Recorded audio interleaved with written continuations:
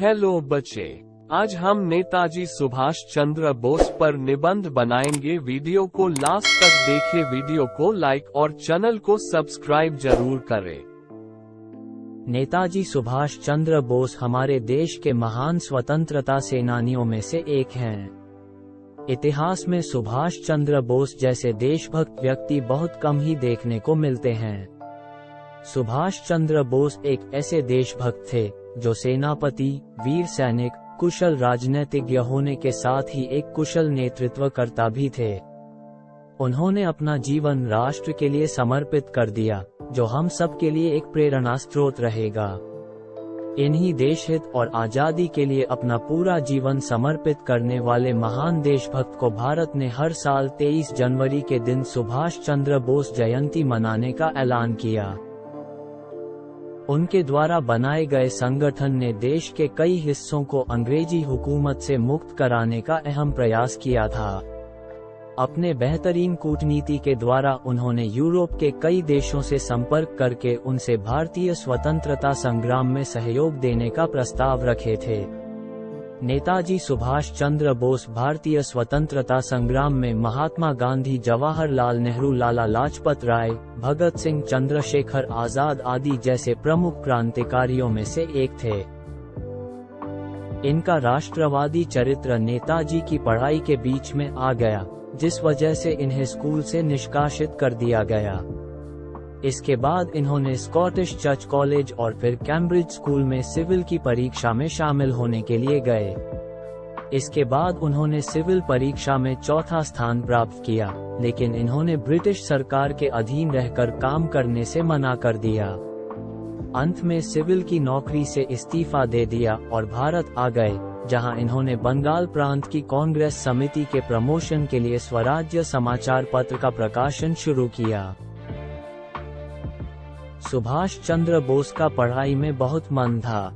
इन्होंने उच्च शिक्षा के लिए विदेशों तक का सफर किया और सिविल सेवा में नौकरी तक की है।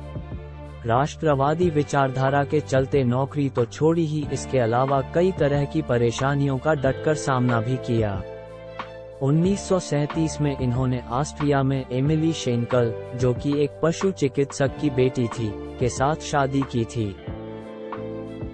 सन 1920-30 के दौरान ये भारतीय राष्ट्रीय कांग्रेस के नेता थे और साल 1938-39 में इसके अध्यक्ष चुने गए थे।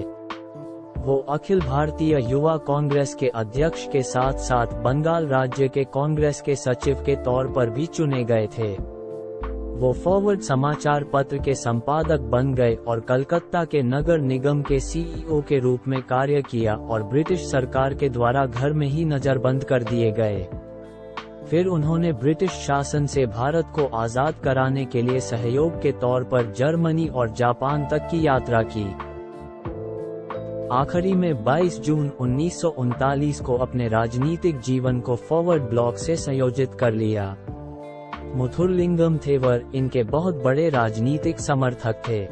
इन्होंने मुंबई में एक विशाल रैली का आयोजन किया। साल 1941-43 तक ये बर्लिन में रहे। नेताजी ने "तुम मुझे खून दो, मैं तुम्हें आजादी दूंगा" जैसे अपने प्रख्यात नारे के जरिए आजाद हिंद फौज का नेतृत्व किया। 6 जुलाई 1944 में इन्होंने अपने भाषण में महात्मा गांधी को राष्ट्रपिता कहा था, जिसका प्रसारण सिंगापुर आजाद हिंद फौज के द्वारा किया गया था। उनका एक और प्रसिद्ध नारा "दिल्ली चलो" INA की सेनाओं को प्रोत्साहित करने के लिए था। भारत की आजादी में उनके बहुमूल्य योगदान को देखते हुए प्रतिवर्ष 23 जनवरी के दिन उनकी जयंती के तौर पर मनाया जाता है। इस दिन देश के विभिन्न स्थानों पर उनके स्मारकों तथा प्रतिमाओं पर राजनेताओं, विशिष्ट अतिथिगण तथा आम जनता के द्वारा माला पहनाई जाती है। इसके साथ ही स्कूलों और कॉलेजों में कई तरह के देशभक्ति कार्यक्रम किए जाते हैं।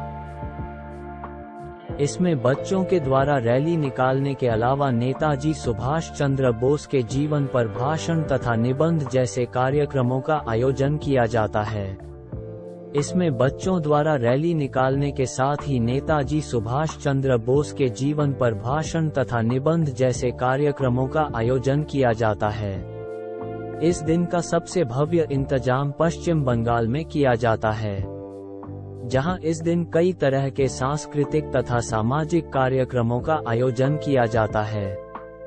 इसके तहत कई तरह के स्वास्थ्य शिविर, निःशुल्क भोजन शिविर जैसे कार्यों का आयोजन किया जाता है। 23 जनवरी 1897 का दिन विश्व इतिहास में स्वर्ण अक्षरों में अंकित है। इस दिन स्वतंत्रता आंदोलन के महानायक सुभाष चंद्र बोस का जन्म कटक के प्रसिद्ध वकील के यहाँ हुआ था। उनके पिता ने अंग्रेजों के दमन चक्र के विरोध में राय बहादुर की उपाधि लौटा दी। इससे सुभाष चंद्र बोस के मन में अंग्रेजों के प्रति नफरत ने घर कर लिया। तब सुभाष अंग्रेजों से भारत को स्वतंत्र कराने का आत्मसंकल्प ले लिया और राष्ट्रकर्म की राह पर चल पड़े। इस बात पर उनके पिता ने उनका उत्साह बढ़ाते हुए कहा, जब तुमने देश सेवा का व्रत ले ही लिया है तो कभी इस पद से विचलित मत होना। आजाद हिंद फौज 5 जुलाई 1943 को आजाद हिंद फौज का विधिवत गठन हुआ। उन्होंने एशिया के विभिन्न देशों में रहने वाले भारतीय का सम्मेलन कर उसमें अस्थायी स्वतंत्र भारत सरकार की स्थापना कर नेताजी ने आजादी प्राप्त करने के संकल्प को साकार किया। 12 सितंबर 1944 को रंगून के जुबली हॉल में शहीद यतीन्द्र दास की स्मृति पर नेताजी ने अत्यंत मार्मिक भाषण देते हुए कहा, अब हमारी आजादी निश्चित है, परंतु आजादी बलिदान मांगती है। आप मुझे खून दो और मैं आपको आजादी दूंगा। यही वाक्य देश के नौजवानों में जान फूंकने वाला वाक्य था, जो भारत ही नहीं विश्व के इतिहास में भी अंकित है। 16 अगस्त 1945 को टोक्यो के लिए निकलने पर ताइहोकू हवाई अड्डे पर यह वीर हमेशा के लिए हमें छोड़कर चला गया। नेताजी सुभाष चंद्र बोस भारतीय स्वतंत्रता आंदोलन के एक अग्रणी नेता थे। बोस जी ने जनता के बीच राष्ट्रीय एकता, बलिदान और सांप्रदायिक सौहार्द की भावना को जागृत किया था।